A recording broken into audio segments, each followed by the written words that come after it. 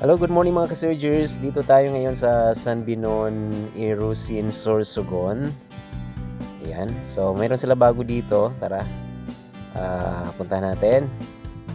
Ayan, pagpasok pa nga lang natin ay bumungad na sa atin itong napakagandang view. Sana all. At dito naman guys, ito yung malinis na daluyan ng tubig. At since kami yung pinaka nauna ay wala pa mga tao. So, bali hot spring ito guys sa mga nakapunta na ng San Binon. At para sa mga hindi pa ay napakaganda mag-relax dito. So, yan, napakalinaw ng tubig. At yan po ay maligamgam at doon sa bandang dulo naman ay mainit. So, depende kung saan ang kaya ninyo.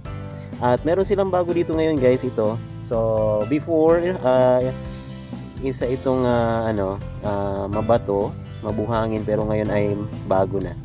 So ayan kahit tayo ay nag-enjoy sa pangbatang pool nila at napakaganda. Ayan, so mag-enjoy talaga yung ating mga kasamang mga bata.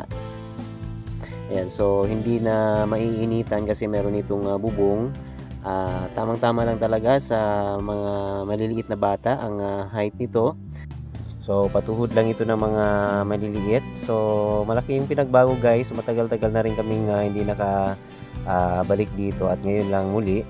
At ayan, yan nga. So, meron pala silang bagong pool dito. At ayan na nga guys si Cooks. Ayan, maliligo na, magda-dive. Hindi niya alam mainit pala kaya balik siya.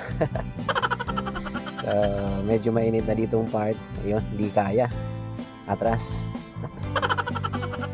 At doon na nagtatapos guys ang ating kwento. Pauwi na kami ngayon ng Legazpi. As usual, syempre gising tayo dahil tayo ang driver. At yung ating mga kasamaan sa likod ay tulog.